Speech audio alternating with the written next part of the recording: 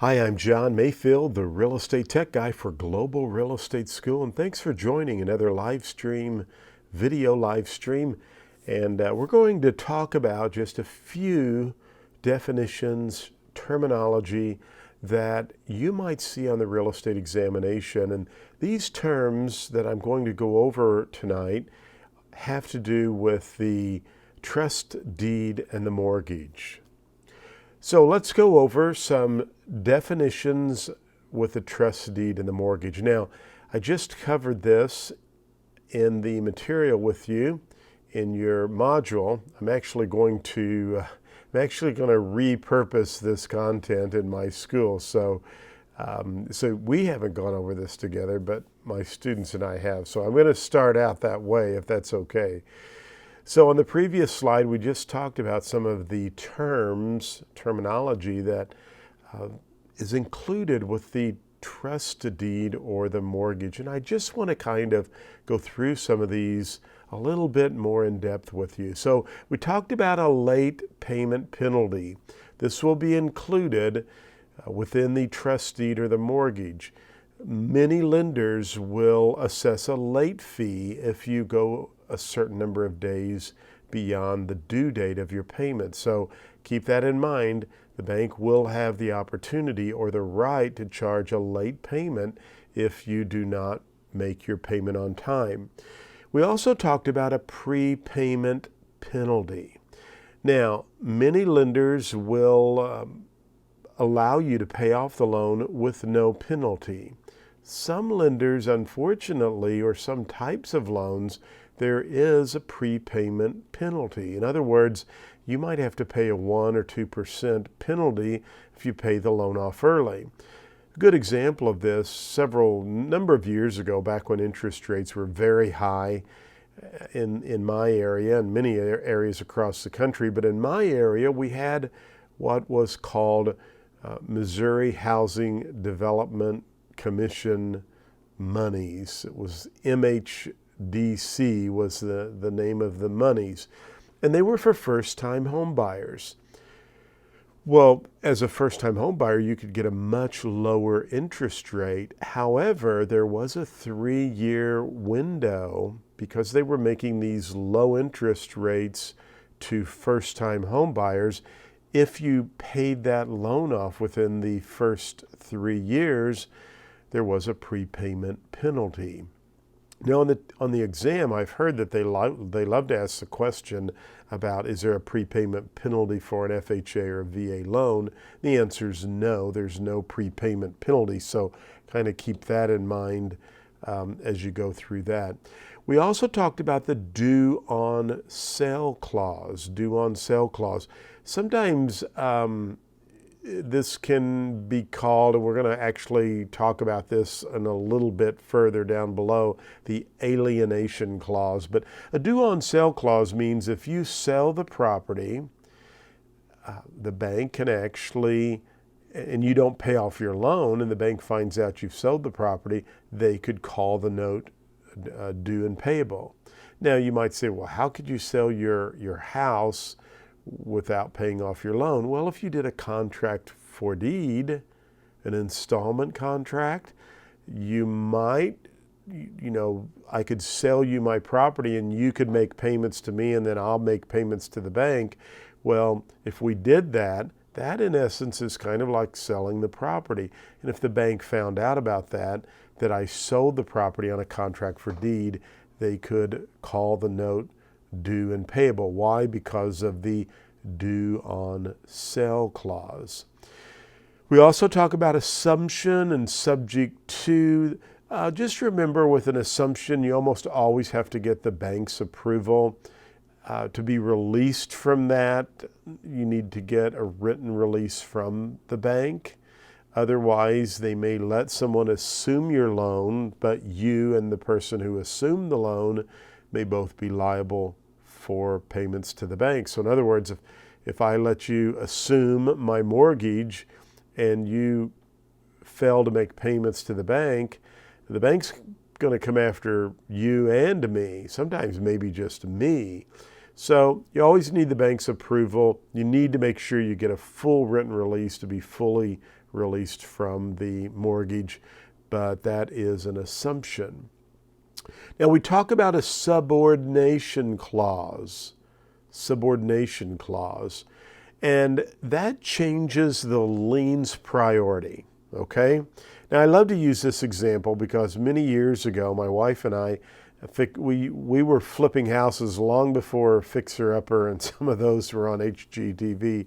We moved like 6 or 7 times the first 2 years we were married.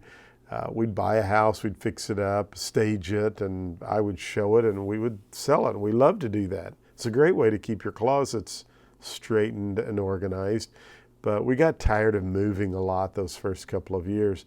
But I remember one house we fixed up, and we had a first mortgage on the property, and we were able to get a loan through Union Electric. That was the electric company in our area, and Union Electric made a loan to us, a small loan for our central air and heat pump. We put central air and a heat pump into this home, and they would just put the payment right on your mortgage or on your utility bill payment. So it's really cool. So we had a first deed of trust from the lender, and we had a second deed of trust with Union Electric. Now, we wanted to buy another home in town because it was a great buy, and I didn't have a lot of cash to put down, but I had a lot of equity in this home we had fixed up. So the bank said they would just use the home as collateral and put a second deed of trust on our residence till we could sell it. Well, we had a second with Union Electric, remember, on the heat pump and the central air. So what we were able to do to make the bank happy, because the bank wanted to have a first and a second, they didn't want to be in a third position, is that Union Electric subordinated, see that changes lien priorities? They subordinated to a third position. We were able to make the deal to purchase the new home. So subordination is just when you go to a lien holder and you might say, hey, I'm in a third position, I'd like to be number 2, or vice versa, but it's just changing lien priorities, all right? Remember that. Now, a release clause is when you pay the note off, there's a clause in the deed of trust or the mortgage that says when you've made all the payments, we will issue a deed of release or a release of the mortgage. That's what the release clause is. A defeasance clause, again, that's usually in a mortgage, similar to a release clause, but when the note is defeated, defeasance defeated, the lender will issue what is called a satisfaction piece. And again, that's just recorded, both of those, whether it's the release clause, the defeasance clause, when you get a deed of release or a satisfaction piece, those are going to be recorded at the courthouse. Why? To give constructive notice. Good job. Constructive notice to the whole world that those notes have been paid in full and there's no longer any liens there. We have an acceleration clause that just gives the lender the right to accelerate all the payments due and payable. So if you don't play by the rules and you do something, don't make your payments, keep toxic waste on the property. If you're doing any of those terms in the note, in the deed of trust or the mortgage that you're not supposed to do, you don't keep insurance on the property, they can accelerate all the payments due and begin foreclosure proceedings. So again, that's the acceleration clause. You have a maintenance and collateral clause. Basically says you're going to keep the property in good condition. You can't take the windows out and not put them back in, right? If the roof is bad and leaking or has been blown off, you got to put it back. So the lender actually, I've known of lenders who've sent people by to inspect the property. In fact, I've done exterior inspections for lenders because they wanted to know, is the property being maintained? And so that is a clause that's in there. You know, there's a guy that I used to love to listen to on talk radio. His name was Bruce Williams. And people would call up and they'd get a little bit aggravated about their employer or different things. And I remember Bruce used to always say, hey, it's their ball and bat. And if they want to pick it up and take it home, they can do that. And basically, you know, I kind of look at the definitions we're going over right now in the trust deed and the mortgage. It's the lender's ball and bat. And if you don't play by the rules they've given you, they can pick that ball and bat up and take it home. And in our situation, or in our analogy, that basically would mean a foreclosure. So got to keep the property maintained. You have to payment of taxes and interest, taxes, insurance, principal and interest. So you've got to pay all of that. And then we have the alienation clause, very similar to the due on sale clause. If you think of alienating yourself from the property, if you sell it, such as a contract for deed or let someone take over your mortgage payments, and the bank finds out about that and they didn't grant approval, they can now accelerate the note. Remember that clause in there, and call all the note due and payable.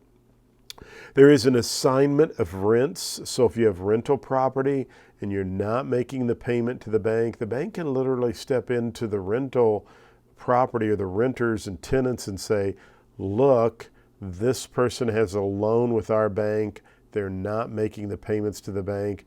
We have the right under this clause to have the rents assigned to us, and we want those rents to be paid to us now. So that clause is in there as well. And then we have a subrogation clause. Subrogation clause, I think we've talked about this already in the material. That is the substitution of a third party.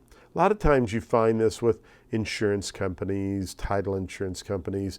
So if you are paid off a claim because of a situation or a problem, the lender, in this case, through the subrogation clause, can actually be substituted into your shoes to go after reclaiming any funds that they may be out or due. Okay? So those are, I'm looking, my iPad popped up and said I didn't have a lot of power left. But those are items that are in the deed of trust and the mortgage. Now, this is in Chapter 15. You have this information in the Resources tab, so you want to be sure and download that if you have not. Or you can download the book in the Additional References tab, and we have this as well. I think it's right around page 72, I believe. So late payment penalty, remember that. Prepayment privilege. We have a due on sale clause. You can't sell it without the bank's approval or they're going to call it due. Also an alienation clause. Assumption, got to get the bank's permission. You could still be liable. Subordination clause. We had that prepayment privilege. Remember, some loans may charge you, some lenders may charge you a penalty if you pay it off early. But remember, VA and FHA, no prepayment penalty there. We have the release clause. When you pay it off, they're going to issue a deed of release. And under a mortgage, that's called a satisfaction piece, right? And defeasance clause, the note's defeated, issue the satisfaction piece. Acceleration clause, I think we understand that. You've got to maintain the collateral. Payment of taxes, insurance, principal, interest. Assignment of rents. If you're not making your mortgage payment, the lender could step in if you're collecting rents off that property. And subrogation clause, substitution of a third party. Well, hey, if you were watching this, you're thinking about getting your real estate license. I do a lot of video live streaming. I'm going to actually take a big chunk of this that we just went over and plug it into the course right after the students learn this information. So you look at it in slide format, and you hear my voice, but I thought it might be kind of nice to go through it one more time right after you finish the slide. So I'll be putting this into the course, but we have lots of audio, video. I try to make it interactive and fun, and most importantly, I want to help you pass the real estate exam on the first attempt. Well, check us out, globalrealestateschool.com. You can watch our YouTube videos over there. Be sure and subscribe to this YouTube video. I'd love to have you as a subscriber, and give us some nice comments and a thumbs up. We'd appreciate that as well. We're also on Instagram and Facebook. Hey, you can follow me on LinkedIn. I'm all over the place.